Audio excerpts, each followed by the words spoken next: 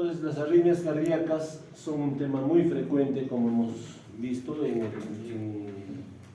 como lo podemos ver en las rotaciones de cardiología. ¿Qué es arritmia cardíaca? Es una variación del ritmo cardíaco o del ritmo normal del latido cardíaco. Pues saben ustedes que tenemos un comando eléctrico que es el nodo sinusal y normalmente comanda el nodo sinusal, hace contracción auricular y después pasa la actividad eléctrica al nodo auriculoventricular y a los ventrículos. Entonces, cualquier variación de este ritmo normal del latido cardíaco, ya sea por trastornos propios del ritmo, de la frecuencia, más rápido o menos, de la conducción cardíaca, se denomina arritmia cardíaca y que puede aparecer tanto en individuos sanos como en diversas patologías cardiovasculares. O sea, una arritmia cardíaca no es solo de individuos sanos, sino también, Pablito, te llamo después, estoy en clases. ¿Ya? Listo, Pablito. Entonces, puede ser también patologías cardíacas. Cardiovasculares. Las arritmias cardíacas pueden aparecer en individuos sanos, en pacientes con diversos tratamientos farmacológicos, y recuerden esto, hay medicamentos que ustedes dan, pueden dar para una depresión, pueden dar para una infección, pueden dar para un proceso oncológico y pueden producir arritmias cardíacas, y en sujetos con ciertas patologías u otras enfermedades. Entonces, recuerden también que muchas arritmias son asintomáticas. Hace unos días yo tenía una paciente, me dijo, yo he venido solo a mi control, doctor, porque me han dicho que estaba resfriada, y como alguna vez me vio usted, la examino y había una arritmia cardíaca y otras historias, pero ella no sentía nada. Y en algunas pueden ser arritmias letales, ¿no? Arritmias letales. Entonces, ¿qué producen las arritmias cardíacas? Patologías primarias, cardiovasculares primarias. Puede ser una hipertrofia, paciente con un corazón muy grueso. Puede aparecer como, ¿quiénes están rodando conmigo? Levanten la mano. Apellido, doctora. Choqueneira, ¿quién más? Cabrera ahí. ¿No ha venido el otro? ¿Cómo se llama? Enrique. Ya. Ellos han visto un paciente ayer, antes de ayer, no, la semana pasada creo, ¿no, chicos? Que tenía 140 de frecuencia cardíaca, 160, y un señor de 80 años, 76 años de edad, y que él supuestamente estaba asintomático hasta hace poco, pero comenzó a tener palpitaciones muy fuertes. Lo llevaron a emergencia, no, diclofenaco, Dexa, y después de unas horas, no, recién se les ocurrió un electrocardiograma. Ya había un QRCH, un ataque arrítmico. Entonces, puede tener una patología cardiovascular primaria como él, puede ser hipertrófico, algunos con cardiopatía dilatada, y han visto ellos en la ecocardiografía una fracción de eyección de ¿cuánto? 21% no nos ha salido, ¿no? O sea, que no contrae casi nada. ¿Cuánto es lo normal? 55, ¿no? A más. Contrae bien. De 21, pues tiene una falla cardíaca, es una insuficiencia cardíaca con fracción de eyección reducida, como hemos visto.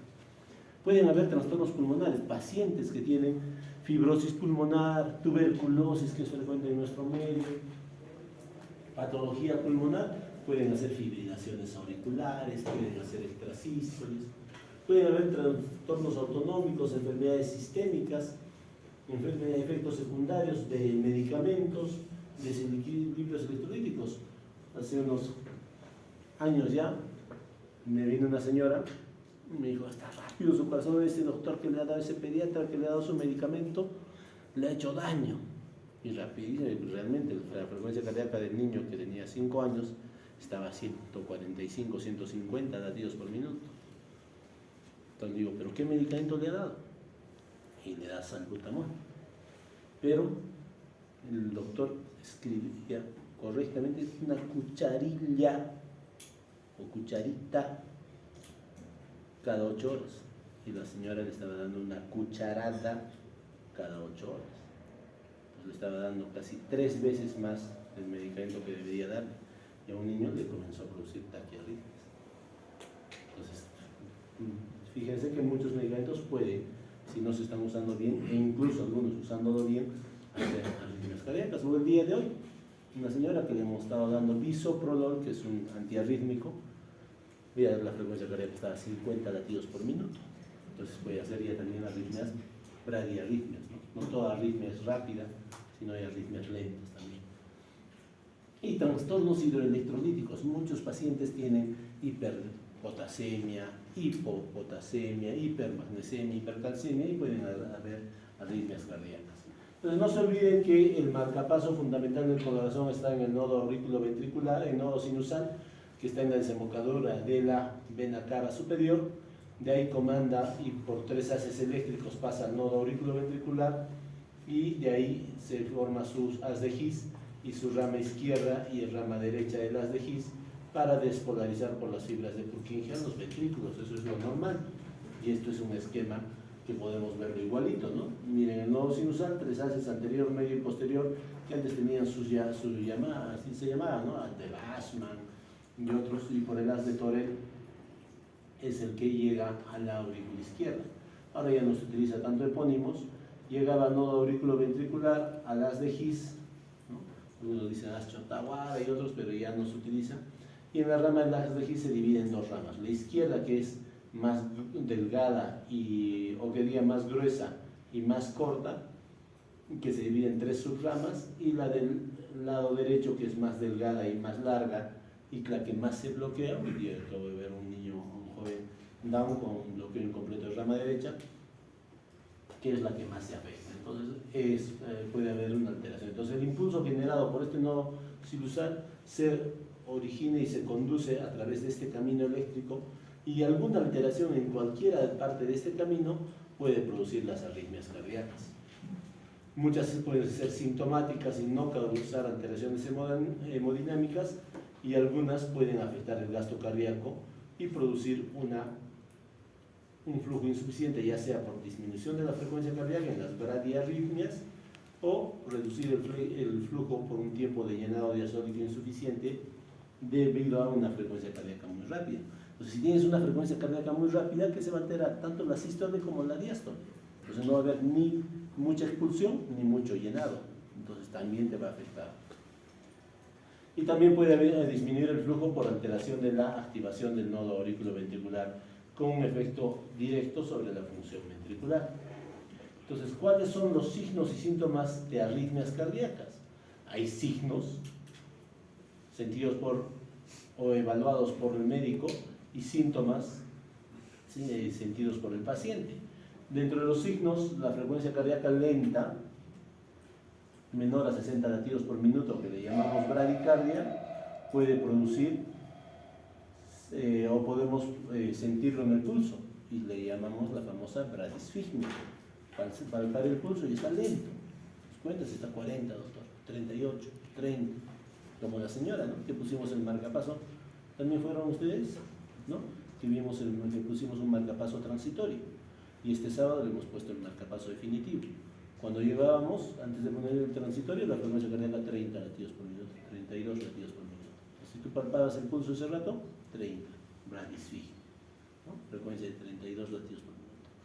Le pusimos el marcapaso y lo puse a 70 y ya teníamos una frecuencia cardíaca de pulso normal.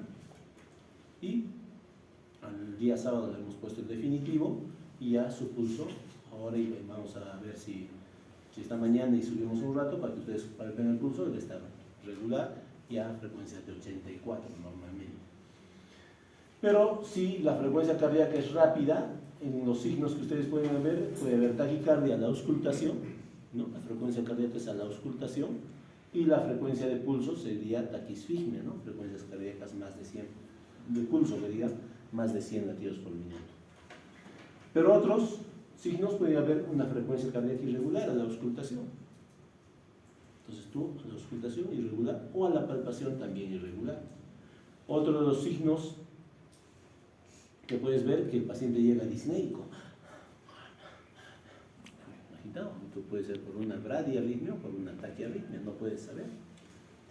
Puede haber con cuadros de ansiedad, el paciente con ansiedad, doctor, me estoy muriendo, y siente palpitaciones. O algunos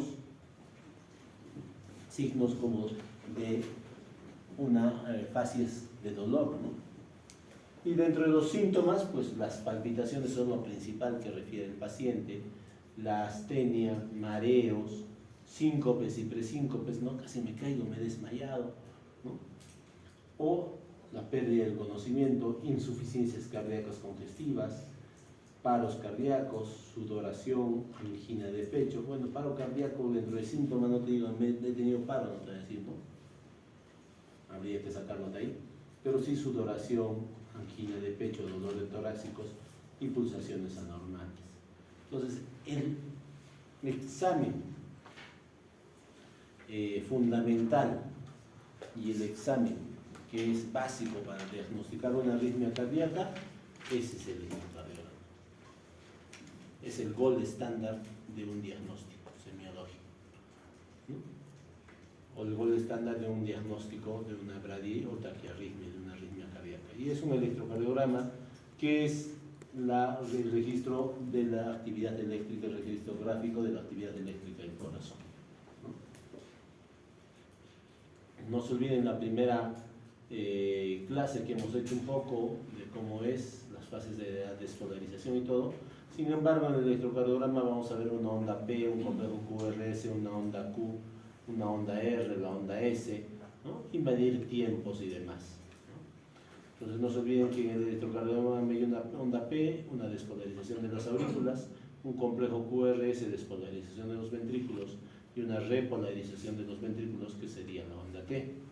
Y un ritmo sinusal es el ritmo normal que va más o menos entre 60 a 100 latidos por minuto en el adulto, porque si yo veo un neonato va a ser hasta 120, ¿no? O 140, y en el cual el nodo sinusal está en función, para lo cual se debe cumplir que la onda P debe ser positiva y uniforme en 1, 2.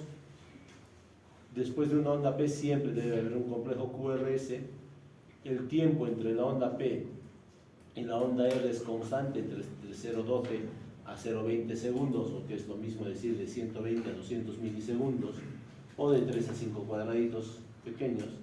El complejo QRS debe ser angosto y cada comienzo complejo QRS está precedido por una onda P, que es lo que estábamos midiendo aquí, ¿no? Y el ritmo debe ser regular.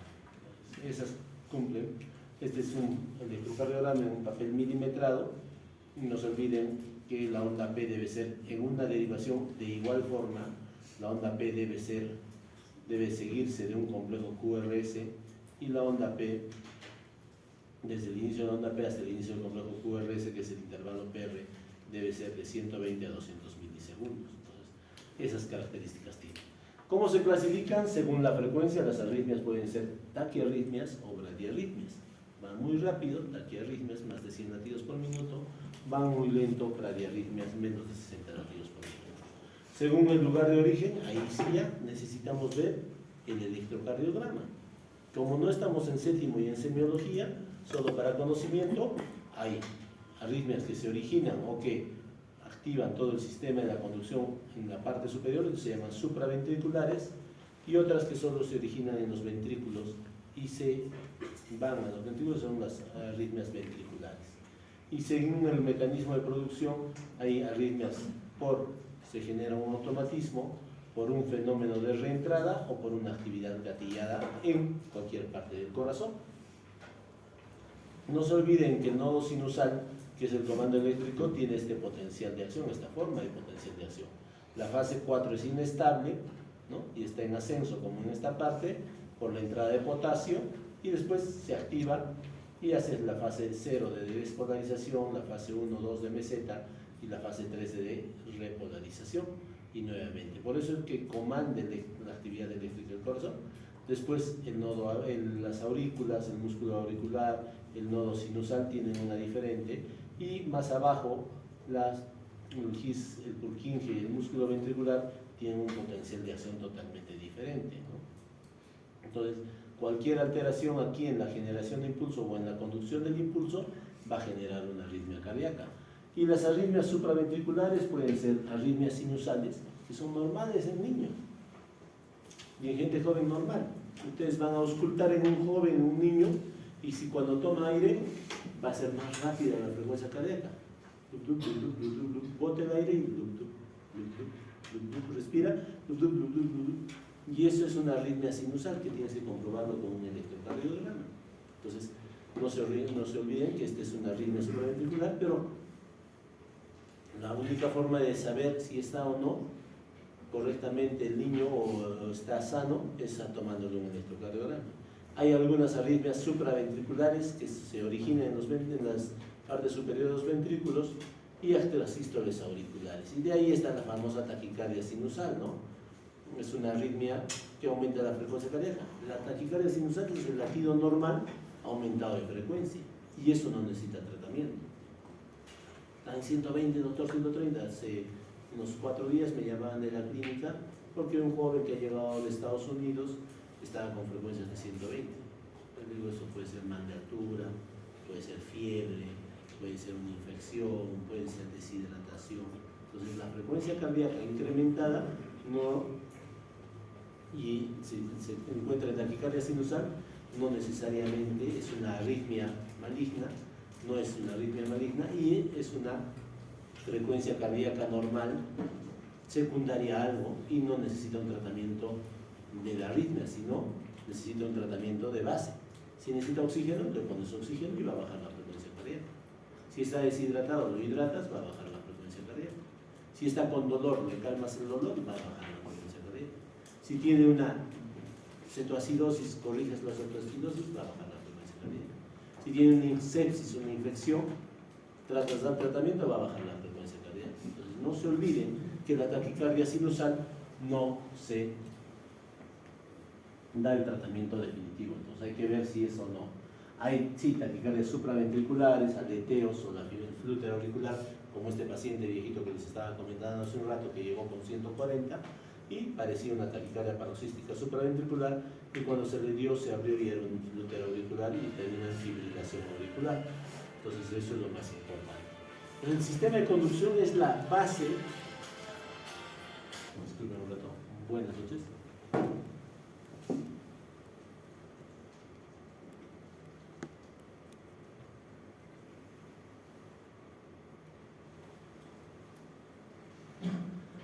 A ver, un momentito, necesita mañana a las 5:20. Sí. ¿Ya? ¿Nombre? Ya, la señora. Acá en la clínica Natalia Médica Clínica. ¿Ya? Listo. Ahí vamos a estar. 5:20. ¿Ya? Listo.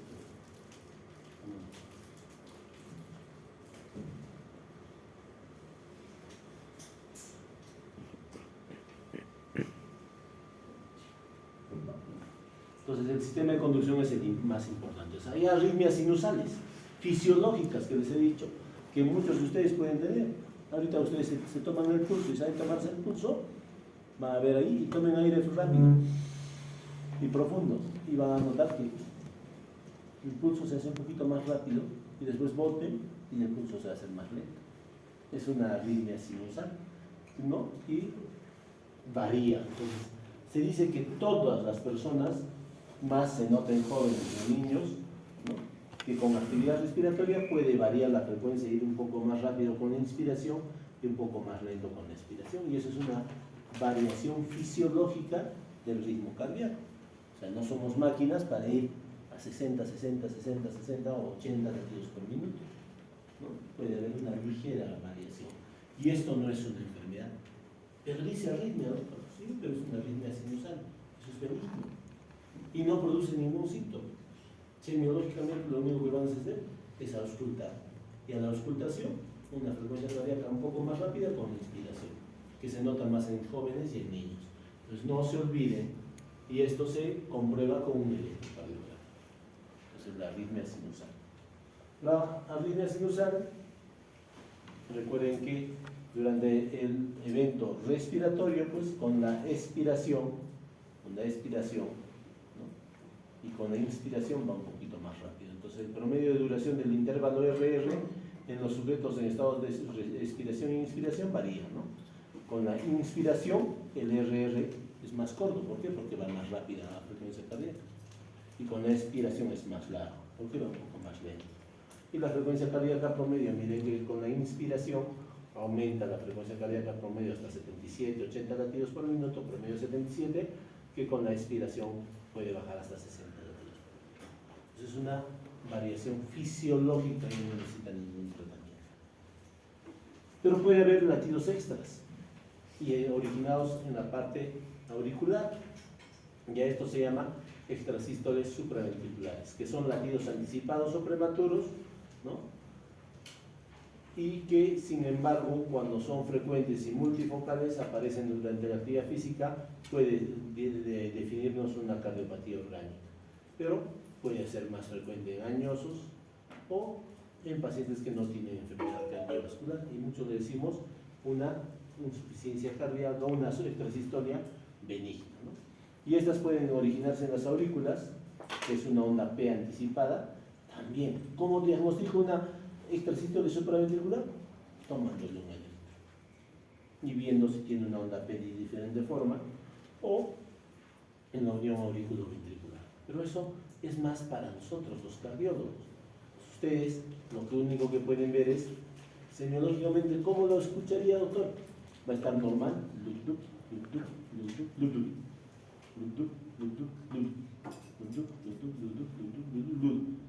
algo que se anticipa. Entonces tú auscultas eso o palpas el pulso igual, hay un pulso que está normal, y después hay un latidito que se adelanta a otro. Lo único que puedes ver. Y le vas a tener que tomar un electrocardiograma para darte cuenta si es una supraventricular, es una ventricular. Entonces lo importante es auscultar. Si auscultas eso, está regular y hay un latido que se adelantó, tú dices extrasístole. No se sabe si es ventricular o supraventricular, pero solo es una extrasístole, ¿no? Pero hay otras que por reentrada vienen extrasístoles, ¿no? Y hay algunas que se llaman taquicardias o por reentrada sinoauricular, y miren cómo está normal, y después la onda P varía y hace una arritmia cardíaca, y no lo vamos a ver. Otras que la onda P queda después del complejo QRS y que va rápido, las taquicardias por reentrada, ¿no? Entonces, ¿cómo es la semiología? Estos pacientes se quejan de palpitaciones rápidas y que súbitamente aparecen y después súbitamente desaparecen. Generalmente en pacientes jóvenes, ¿no? Y pacientes que pueden tener enfermedades tiroideas. Podría ser. Entonces, ¿qué es lo que tienes que hacer en este paciente semiológicamente? Que es auscultarle, ver y tomarle un electro. Y hay electros de 24 horas, 48 horas, 72 horas, se llaman los famosos Holter. Pacientes que tienen arritmia frecuentemente, tú le pones los chupones y vas auscultando y vas viendo, o le pones el equipo por 24 horas y el equipo va registrando las 24 horas, un electrocardiograma de 24 horas. Al día siguiente le retiras, lo pones a la computadora y analizas 1500 electrocardiogramas, viendo en qué momento aumentó rápido, en qué momento apareció la arritmia, cuántas extrasístoles tienen. Todo eso vas a poder ver en un Holter. Entonces es importante, ¿no? Y de ahí te va a decir si es aumento de automatismo, actividad gatillada o no, y la fibrilación auricular, que es otra de las arritmias cardíacas muy importantes. Entonces, no se olviden que semiológicamente lo único que van a encontrar son latidos extras en las extrasistolias que se adelantan, y en algunas arritmias, la arritmia sinusal, por ejemplo, con la inspiración o con la fase respiratoria puede aumentar. Ahora, ¿puede haber una arritmia, una taquicardia sinusal? Sí, hemos dicho en los casos en los que puede haber. ¿Y qué es lo que auscultas? Son la frecuencia cardíaca rápida, ¿no? Pero hay algunos, como la fibrilación auricular o flutter auricular, que es una actividad auricular de alta frecuencia, que alrededor de 300 disparos se da en las aurículas. Generalmente el origen es en la desembocadura de las aurículas o del drenaje de las venas pulmonares en la aurícula izquierda, pero hay algunas que puede ser también por enfermedades pulmonares, una dilatación en la aurícula derecha y general en la aurícula derecha. Entonces la arritmia depende de la puesta en marcha de un mecanismo de reentrada localizado en la aurícula derecha para hacer el flutter, ¿no? Con la fibrilación auricular en la aurícula izquierda. Y después todos esos impulsos eléctricos despolarizan y por este mismo mecanismo llegan en las dos aurículas y van al nodo AB. Entonces el nodo auriculoventricular recibe varias órdenes, ¿no? y el ventrículo comienza a latir en forma irregular. Semiológicamente, ¿cómo vas a encontrar? Un paciente que puede no sentir nada y otros que sí sienten palpitaciones, disnea, todo lo que hemos mencionado en los signos y síntomas. A veces se agitan, otros no, asintomáticos, otros se marean. Y tú la auscultas, y en la auscultación, ¿qué vas a encontrar? Ruidos cardíacos totalmente irregulares, que no lo puedes repetir. 2, pulso irregular, que tampoco lo puedes repetir, porque en una extrasístole ya les he dicho que el pulso es regular y algunos latidos extras, que pueden estar en diferentes momentos. Pero si tú sientes un pulso totalmente irregular, una frecuencia irregular, sospecha de una fibrilación auricular o un flúter auricular, de acuerdo a cómo vaya, ¿no? Entonces, totalmente irregular a veces y que va con espacios más grandes. Entonces, ¿cómo estaría la presión arterial? Puede estar normal, puede estar por la frecuencia alta un poco alta, puede estar por la frecuencia alta baja, la presión arterial. Entonces, no necesariamente se altera. ¿Cómo diagnosticas fibrilación auricular semiológicamente? Como lo sospechas, porque la única forma de diagnosticar es tomándole un electro. Si estás en el serum y no tienes un electro, si estás en el internado y no tienes un electro, si estás en tu consultorio y no tienes un electro, va a ser totalmente irregular. Y le pides un electrocardiograma. Y ahí vamos a diagnosticar la fibrilación auricular cuando no hay un ritmo cardíaco regular y ausencia de onda P.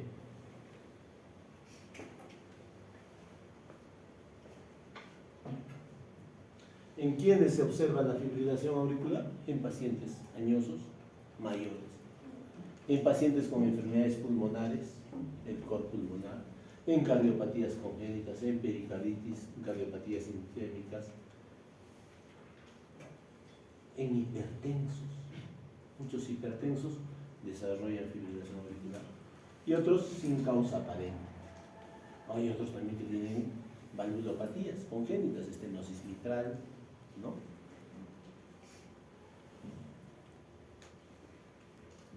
Y la fibrilación auricular, pues esta despolarización, que es la arritmia sostenida más frecuente, y su prevalencia se hace mayor a medida que aumenta la edad en la población adulta. Dice que en un paciente que tiene menos de 60 años tiene probabilidad de 0.5% de desarrollar una fibrilación auricular.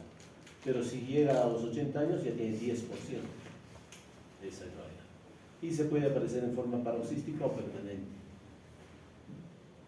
¿Y de qué depende el mecanismo? De que haya múltiples circuitos de reentrada que invaden, se fragmentan y extinguen el tejido auricular, y eso llega al nodo AB. Totalmente, miren, irregular, pero no hay una regularidad, hay las F minúsculas que llaman, porque ustedes alguna vez han escuchado, ¿no? Y que lo van a hacer en séptimo. Entonces esto en semiología no son tan regulares como acá, como en el flúter, con conducción variable o no, pero sí acá totalmente irregulares, ¿no? No hay onda P. Que ninguna, acá aparece una onda P, pero acá no, y hemos dicho que para hacer ritmo sinusal debe haber una onda P antes de todo complejo QRS. O sea, si esto fuese onda P, debería estar antes de todos estos igualita, de la misma forma. Es totalmente acá irregular y no hay, pues tú dices, hay una fibrilación auricular, ¿no?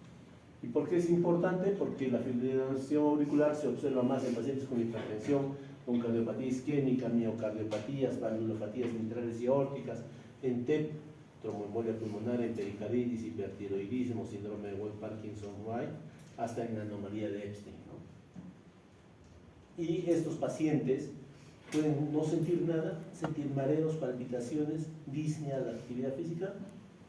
Esto lo mismo me está tocando, casi, ¿no? Lo mismo, la primera diapositiva que lo puse, casi los signos y síntomas son similares. Y estos pacientes están más expuestos a un riesgo de accidentes cerebrovasculares isquémicos como consecuencia de esta rémora sanguínea que se produce en las aurículas y que predisponen a la formación de trombos en las orejuelas auriculares. Entonces, en la orejuela se forma y se pasa a la circulación normal, se va al cerebro y hace un embolio en cerebro. Un ataque isquémico transitorio o un accidente cerebrovascular isquémico, un SB, enfermedad vascular. Pues no se olviden de esta fibrilación auricular, ¿no? Te dice que hasta un 15% de los pacientes con fibrilación auricular carecen de una causa que explique la arritmia cardíaca y se denomina aislada o solitaria, que puede ser un buen pronóstico en algunos pacientes menores de 60 años, ¿no? Yo tengo una paciente que hoy día fue al consultorio, chicos, ¿no? Cuando estaba una chica de 50 años que le hemos hecho ecocardiografía y que no tenía nada, pero tiene una FA. En algunos episodios de FA, pero no tiene valvulopatía, no tiene cardiopatía estructural. Algunas arritmias se pueden presentar durante periodos de aumento del tono vagal, como el sueño, el reposo, luego del ejercicio, después de la ingesta de algunos alimentos, y algunos con ejercicio, con emoción y estrés.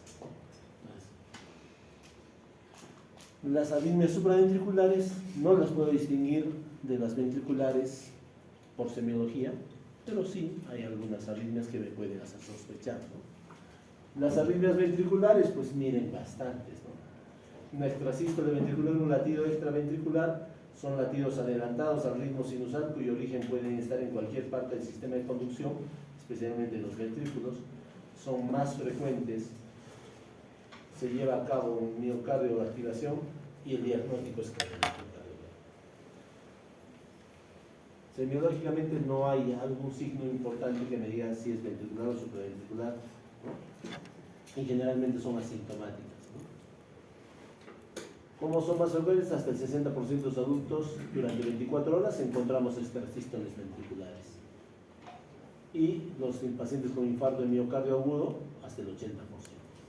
En el electrocardiograma, ¿qué voy a ver? Latidos extras adelantados. ¿Y cómo lo voy a distinguir? QRS ancho. En el supraventricular era QRS delgado, ¿no? En el ventricular es QRS ancho.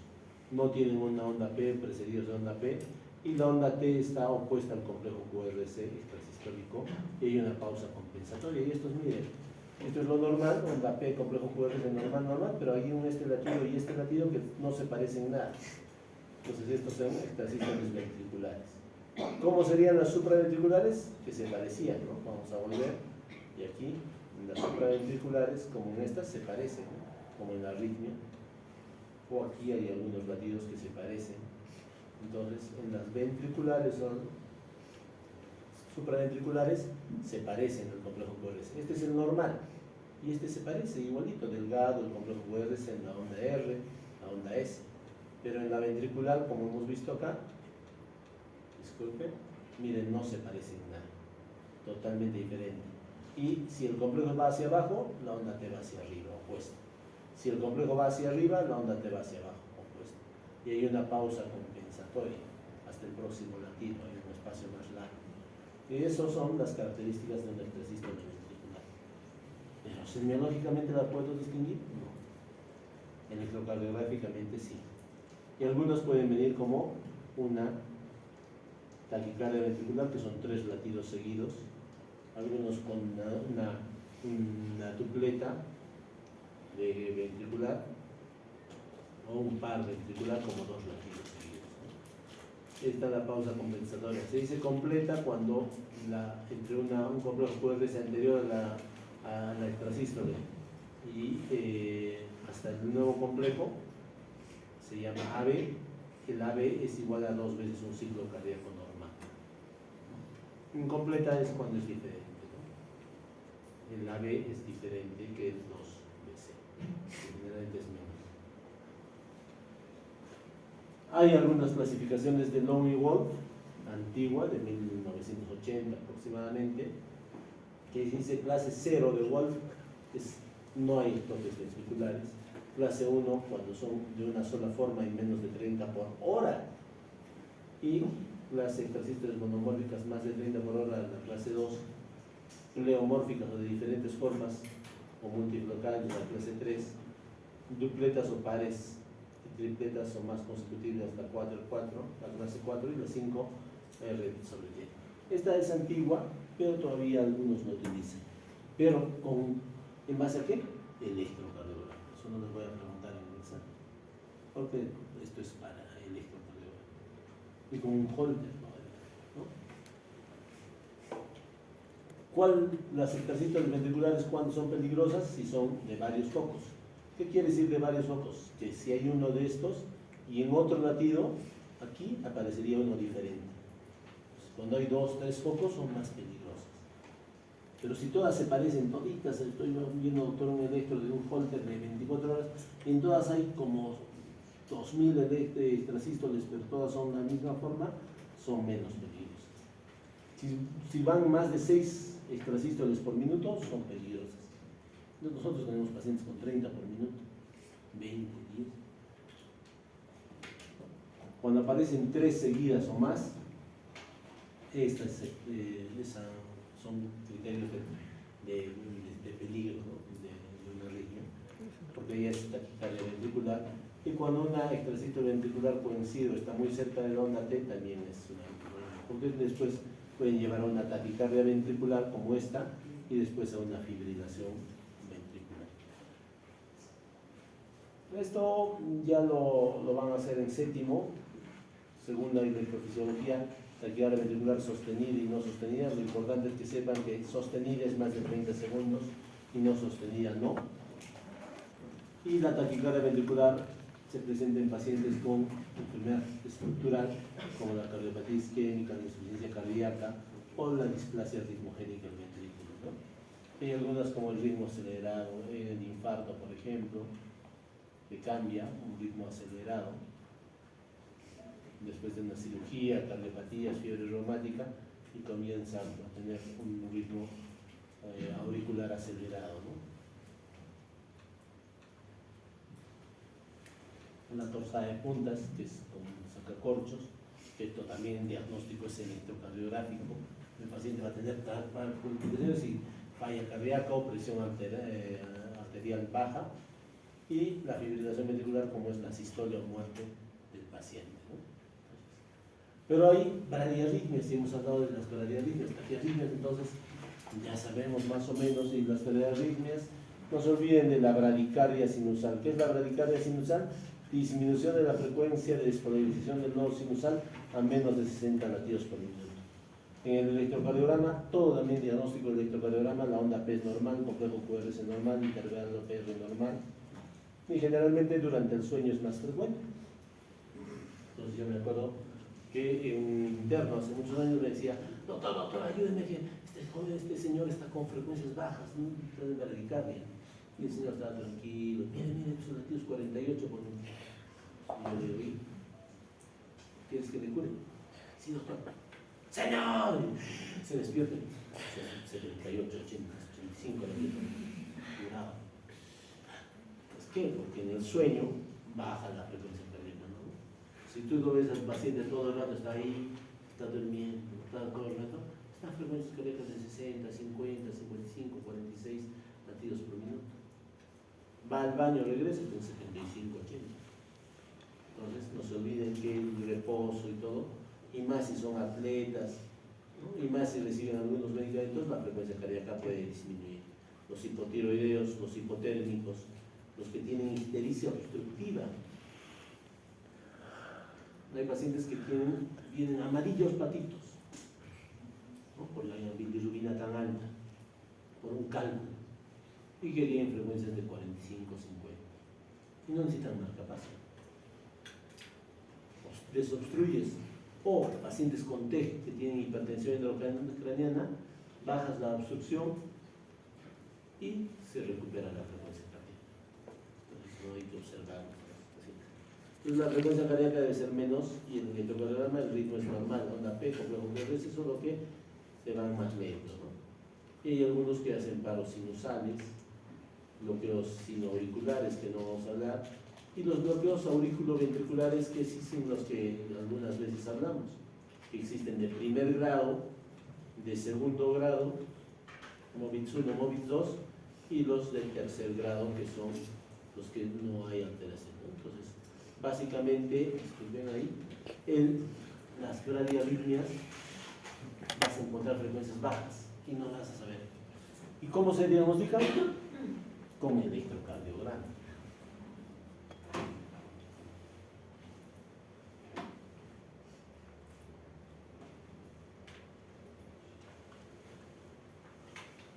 En las bradiarritmias hay una anormalidad en los latidos del corazón que dan una frecuencia cardíaca menos de 60 latidos.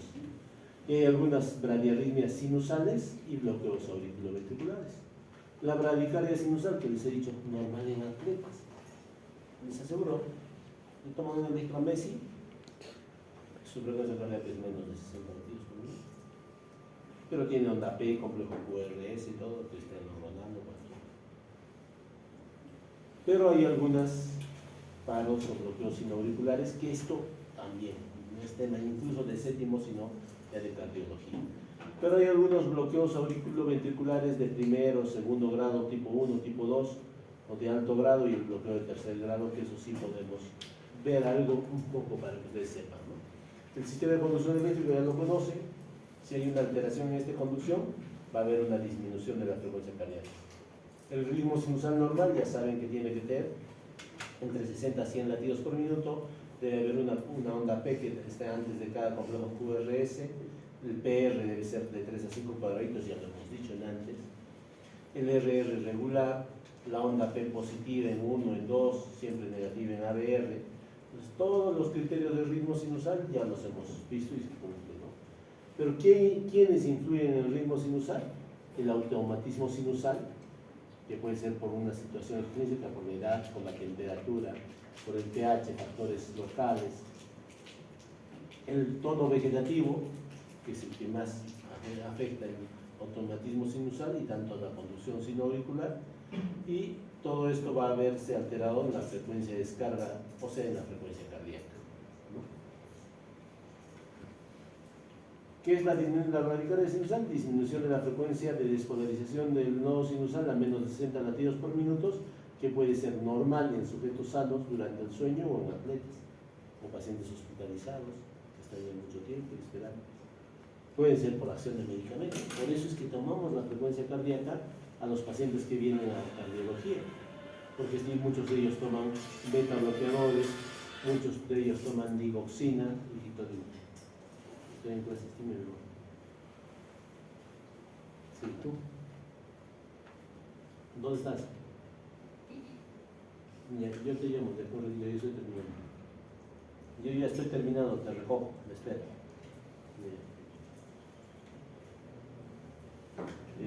Yo te llamo, espera todavía por ahí. Y pacientes con hipotiroidismo, hiponortamiento hiper, hacen frecuencias cardíacas bajas. Hipotérmicos, ictericia obstructiva, hipertensión endocraniana, que ya hemos mencionado. Entonces, esos pueden hacer frecuencias cardíacas bajas. El nodo sinusal tiene una frecuencia de 60 a 100 latidos por minuto. Si falla el nodo sinusal y comienza a comandar, digamos, el nodo AB, su frecuencia de despolarización es de 40 a 60 latidos por minuto. Y si falla las ramas del ACE GIS es de 30 a 40 latidos por minuto y las fibras del Purkinje de 30 a 40. Por eso es que este paciente que les dije que le puse marcapaso el sábado, la señora tenía 40, 32, 36 latidos por minuto. O sea, estaba aquí en las ramas o en las fibras del Purkinje el comando eléctrico. Por suerte tenía ese comando. Porque si eso no hubiera funcionado, asistolia igual. Entonces es un comando normal. Entonces falla el nodo sinusal. Pero en el caso de ella, no fallaba el nodo sinusal porque había onda P, pero no había conducción de la onda P por el nodo AB a los ventrículos. Su nodo sinusal iba a 80, onda P a 80, pero los ventrículos se despolarizaban a esto. Entonces había el problema en el nodo AB. Un bloqueo AB de tercer grado. Entonces miren ahí como una bradicardia sinusal con onda P. Frecuencia menos, el ritmo regular, ondas P normales, QRS normales, pero la frecuencia cardíaca va a menos. Y el automatismo del nodo sinusal puede disminuir y a veces desaparecer durante periodos variables, ¿no? En aurículas, en el auriculo ventricular, en los ventrículos, ¿no? Y las células de marcapasos subsidiarias, que están en las demás partes del sistema de conducción, controlan la actividad eléctrica del corazón. Entonces falla el nodo sinusal. Y eso puede haber un paro sinusal y no conducir, ¿no? Pero bueno, eso ya no lo vamos a tocar porque eso es un tema de cardiología. Pero sí, no se olviden que los marcapasos subsidiarios, cuando no hacen su aparición, pues puede haber un paro ventricular y eso puede llevar a la muerte. Si falla el nodo AB o el nodo sinusal y no hay nadie que lo comande, pues puede llevar a una falla y la muerte por asistolia. Entonces, el riesgo de una bradicardia es la asistolia. Miren aquí, miren, este paciente está relativo normal, y después no hay nodo sinusal. Y después de 4 segundos, recién morí. Yo tengo un amigo que es el hermano de mi compañero, de mi mejor amigo de la universidad, que ahora es ginecólogo, y su hermano hacía pausas de 8 segundos, 10 segundos sin latir. Es unas pausas tremendas. Cuando pasa de 2.6 segundos ya tienes que poner marcapaso. Entonces, a él, hace muchos años se fue lo derivamos a Lima, le hicieron un estudio y le pusieron marcapaso. Ahora está haciendo FA y después está haciendo fallas y extrasístoles ventriculares, o sea, un sistema de conducción alterado. Pero tenía pausas así tan largas. Y cuando pasan de 6 segundos, 8 segundos, muchos hacen síndrome estocados, comienzan a hacer una reacción eléctrica con una descarga enérgica fuerte para que reaccione y comienza a convulsionar. Entonces muchos de estos pacientes tienen esto. Entonces cuando pasan de 2.5 segundos es una pausa importante por un bloqueo ya sea sinusal, porque no hay ni onda P, no hay ninguna. Y después 2.45 segundos, ahí ya uno. Es un trastorno de la conducción durante el cual un impulso procedente del nodo sinusal no puede despolarizar a las aurículas o lo hace con retraso. ¿Cómo se reconoce? Una pausa debido a la ausencia de onda P que se debería registrar de forma habitual. ¿En qué se reconoce? En el electro. ¿Ustedes pueden reconocer semiológicamente? No. Solo el paciente puede haber pausas, ¿no?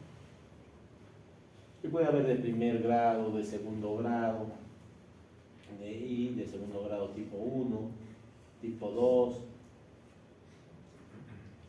pero sí, vamos a ver si aquí lo vemos. Medicina auricular no nos vamos a meter, porque es del nodo sinusal a la aurícula. Pero estos sí que son los que más frecuentemente ustedes ven y que a veces les toco, ¿no? Los bloqueos auriculoventriculares, o sea, el nodo sinusal está bien, pero el nodo auriculoventricular es el que falla. Entonces es un retardo o bloqueo de la conducción de los estímulos desde las aurículas a los ventrículos a través del nodo auriculoventricular. Aquí la enfermedad es el nodo auriculoventricular.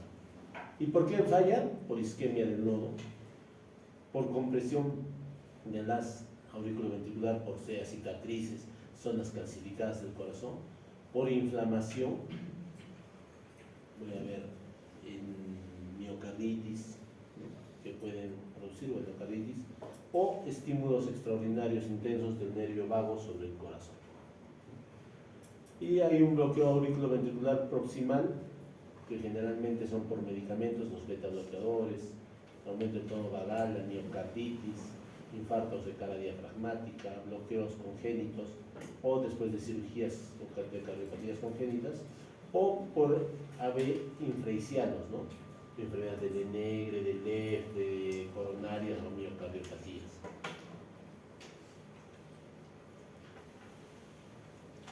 Existen de primer grado, que son asintomáticos y no se puede saber, ¿no? Incluso las frecuencias pueden ser normales.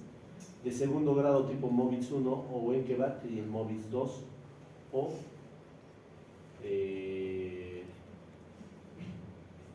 y el bloqueo de tercer grado, ¿no? Aquí en el MOVIX 2 puede haber el de tercer grado alto. Entonces, ¿cuál es el problema? Es en aquí, en el nodo auriculoventricular. Y no pasa.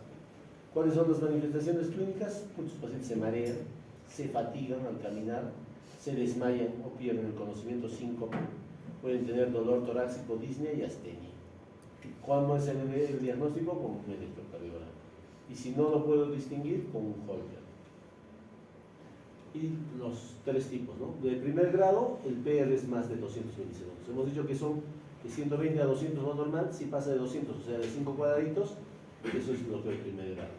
Es un enlentecimiento de la conducción a través de la unión auriculoventricular, ¿no? Y generalmente típicamente el nodo AB, puede ser en otras partes el haz de His, las fibras de Purkinje, y lo que ves es un PR largo. Y esto, pacientes asintomáticos. Si no tienen síntomas, no se hace nada. Pero doctor, tiene un dolor de primer grado, no se hace nada. Déjalo ahí. No tiene síntomas, déjalo. Pero algunas pueden ser por un infarto de miocardio, por una enfermedad degenerativa, por una tuberculosis, fiebre reumática, y generalmente no producen manifestaciones en el examen físico, y el pronóstico de esto es benigno y raramente progresa a formas graves. Tranquilo. ¿Cuánto es su incidencia? Muy baja, 1.1 de los adultos de menos de 20 años, y la prevalencia aumenta con la edad, 5% de los varones de más de 60 años.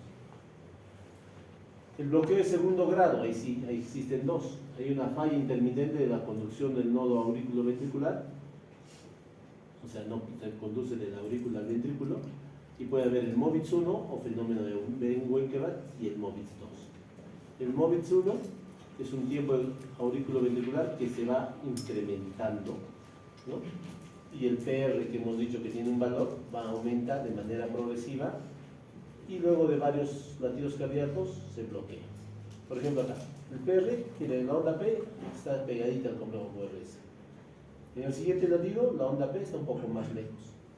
En el tercer latido, la onda P ya está más lejos. Y aquí no hay, solo hay onda P y no hay complejo QRS. Dejó de conducir. El PR se va alargando, se llama bloqueo AB de segundo grado, tipo MOVITS 1 o fenómeno de Wenckebach. La onda P, el PR, se va alargando hasta que una onda P no conduce. Ese es un producto, principalmente se debe a un problema de conducción en el nodo auriculoventricular. Y en este bloqueo MOVITS 1 puede ser en un infarto, puede ser en una persona sana y no amerita tratamiento. Yo tengo pacientes que tienen un bloqueo de eso y no ameritan tratamiento. Yo, después de 10 años creo o más, me he encontrado con un paciente que siempre venía a mi consultorio a hacerse Holter porque le encontraba en las minas bloqueo de MOVITS 1. Ya ha pasado más de 10, 12 años y sigue con ese bloqueo y vive todo. Entonces no avanza, no progresa. Pero los MOVITS 2 sí, es un retraso de conducción del sistema His-Purkinje infranodal, casi siempre por un infarto o por una alteración, y en la que no conduce una onda P. Súbitamente estaba normal y deja de conducir, ¿no? Después vuelve a conducir. Hemos visto en algunos pacientes vagales, y si son esporádicos estos o aislados, se observa. Pero si son frecuentes hay que ponerle marcapaso, porque estos van a progresar a bloqueo AB de tercer grado. ¿No? Entonces es importante. Pues normalmente lo que vas a ver es un PR normal, está bien normal, y después una onda P no conduce. Entonces, este sí hay que ponerle marcapaso en algún momento, porque va a progresar. Puede ser una enfermedad persistente del corazón, enfermedades inflamatorias, artritis o infecciones. Y esto se divide, ¿no?, de acuerdo a las ondas P y complejo QRS, y de alto grado se dice cuando hay conducción 3-2, 4-3 o 2-1, ¿no? Una conduce y una no conduce, una conduce y una no conduce, básicamente, ¿no? Hay otras que tienen 3 conducen, 2 no conducen, 4 conducen, 3 no conducen. La infraisiana o intraisiana es de acuerdo a las de His, y el trazado de las de His se evidencia 3 bloqueos, ¿no? Y eso pues no, básicamente ustedes no se van a preocupar. El complejo QRS normalmente es angosto, pero puede ser ancho, ¿no? Y este es el que más tememos, ¿no? Tenemos miedo. Son los bloqueos de tercer grado. Este de segundo grado de conducción 2-1, por ejemplo, es el que vamos a operar el día sábado. El día sábado tengo un paciente de 65 años que tiene un bloqueo de conducción de alto grado. Cada latido va por, cada 2 latidos uno conduce y otro no conduce, uno conduce y otro no conduce, ¿no? Y en el bloqueo de tercer grado también la frecuencia cardíaca debe ser lenta, baja, ¿no? Ausencia total de la conducción a través del nodo AB ¿no? Cada frecuencia de 40 a 60 latidos por minuto puede ser por el haz de His, y menos de 40 si viene de la fibra de Purkinje, hemos dicho 30-40. Pero las ondas P va por su lado y el complejo QRS es generalmente ancho y no guarda relación entre sí, ¿no? Entonces puede ser encima del haz de His supraisiano, en el mismo haz de His el problema intraisiano en el nodo AB, y debajo del haz de His infraisiano. Si es aquí, supraisiano es un bloqueo intranodal o proximal, ¿no? La lesión asienta prácticamente en el nodo auriculoventricular. Aquí, dentro del haz de His, es bloqueo troncular, y después infraisiano es debajo del haz de His, ¿no? Pueden tener muchos de estos pacientes con bloqueo de tercer grado el síndrome de Stokh-Adams, esas convulsiones, ¿no? Es por un bloqueo. ¿Qué es el síndrome de Stokh-Adams? Son crisis neurológicas paroxísticas, tipo convulsiones y ataques sincopales, debido a una insuficiencia de la circulación aguda, disminución del ritmo cardíaco, o una taquicardia ventricular o un paro cardíaco, ¿no? Y simula una convulsión, ¿no? Yo tenía un paciente que estábamos hace muchos años, que le pusimos, entró porque se sincopaba, se desmayaba, se perdía el conocimiento. Entró en emergencia, el doctor lo vio, lo subió al piso, y en el piso estaba ahí solo una observación para que le pongamos un marcapaso, pero nos dijeron que estaba echado en su cama el domingo y comenzó a ponerse mal. Pues el día lunes, cuando yo llego, igual que ahora, paso visita, lo veo y lo veo que la frecuencia estaba baja, no hay que ponerle un marcapaso transitorio. Entonces, le iba a poner, comienzo a estimular acá para limpiar la zona donde iba a punzar, y de lo que estaba, ¿no? Le limpio, dejo de limpiar, le limpio, dejaba de latir, entonces ya, suavecito nomás acá abajo, punzo, saco, entonces tenía que poner en una punzo, entro muy bien, pongo, y después así estoy, y comienza a hacer estojadas. Vamos con el doctor Rami, el doctor Rami me dio el cable y yo entré, y por suerte cogió el corazón y más rápido, porque ya estaba con el marcapaso transitorio. El paciente despertó. ¿Qué pasó, doctor? No pasó. Pero en realidad son estojadas. Pues siempre cuando vamos a poner o sacamos, por ejemplo, ese paciente, le pusimos, lo tuve más rápido, otra vuelta quería fallar, y después me dicen, no, falta pilas en el marcapaso, la batería, había que cambiar la batería. Le saco la batería, le pongo la batería, por suerte se salvó el paciente y le pusimos un marcapaso definitivo, ¿no? Entonces eso es importante. Entonces otros síntomas que hacen el Stokh-Adams, aparte de las convulsiones, las pupilas fijas, y algunos pueden haber incontinencia urinaria y otros, ¿no? Pues la pérdida por una bradicardia, pues pierde el conocimiento y hace movimientos tónico-clónicos. Los bloqueos de tercer grado pueden ser congénitos, adquiridos, algunos no se sabe la causa, algunos tienen polisquemia, reumáticos, secundaria a fármacos, inflamación.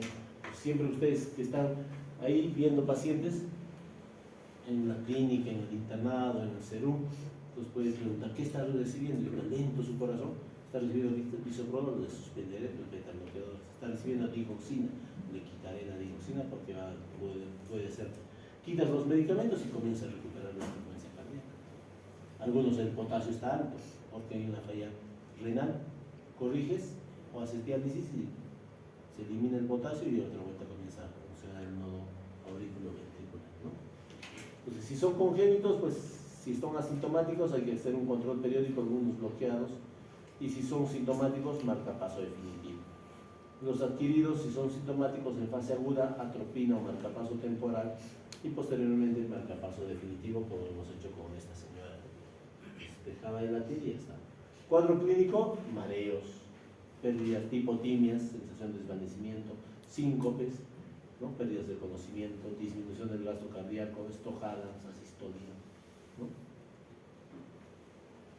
Y el bloqueo auriculoventricular que se establece durante el infarto, pues Generalmente son infartos inferiores, ¿no? En el que lo que es supliciano, el pronóstico es favorable, y los anteriores en el que lo que es infraiciano y el pronóstico es desfavorable, ¿no?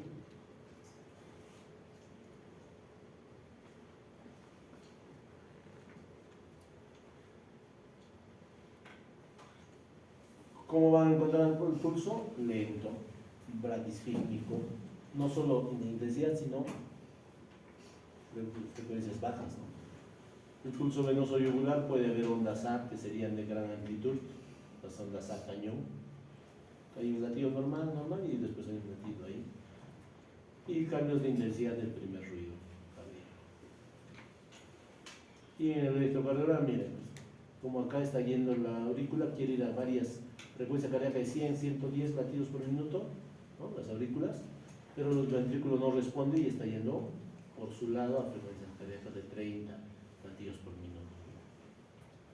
Entonces, lo que hacemos es poner un marcapaso a la aurícula, un cable a la aurícula y después un cable al ventrículo. Y le ponemos el microprocesador, que es el marcapaso en sí, debajo de la piel.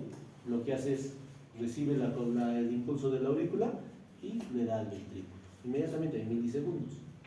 Entonces hay una onda P con complejo QRS, es lo que hemos visto hoy día en la rotación, ¿no? ¿Han visto? Onda P, complejo QRS, les he dicho en la primera rotación, miren una onda P y una espiga y complejo QRS. Esa es la frecuencia cardíaca normal. Entonces le hemos puesto un marcapaso bicameral, ¿no? Y miren este puro onda P, complejo QRS ancho. Onda P, complejo QRS ancho. Entonces esto puede fallar en cualquier momento y hacer asistolia y el paciente se muere. Entonces lo que tienes que poner es un marcapaso, ¿no? Porque el nodo sinusal quiere ir a 75 latidos por minuto, ¿no? O más rápido, y después los ventrículos se están yendo muy lento, ¿no? Entonces se le pone. ¿Preguntas, chicos? Bueno, es que era un paciente varón de 60 años que apareció hace 30 años un infarto, gran deterioro de la función ventricular, tenía falla 21% más o menos. Consulta por haber tenido 2 episodios sincopales en su domicilio y él estaba medicado con beta bloqueadores, bisoprolol, ¿no? Diuréticos y enalapril. ¿Cuáles son las causas de sus episodios sincopales? Puede ser hipotensión ortostática porque está con medicamentos, o hay que ver, ¿no? Deterioro de la función ventricular, que puede dar una arritmia, también un síncope, o podría ser por medicamentoso. Entonces le puso un holter y lo que se encontró era que era un bloqueo auriculoventricular medicamentoso. Se le bajó la dosis o se le suspendió el beta bloqueador y comenzó a recuperar no se volvió a sincopar el paciente. Si muchos de ustedes pacientes que están, ¿qué medicamentos están recibiendo? Están recibiendo dioxina, bisoprolol, carvedilol, diltiazem, verapamilo. Entonces esos medicamentos disminuyen la frecuencia, suspendes, comienza a reaccionar. ¿Listo, chicos? Nos vemos.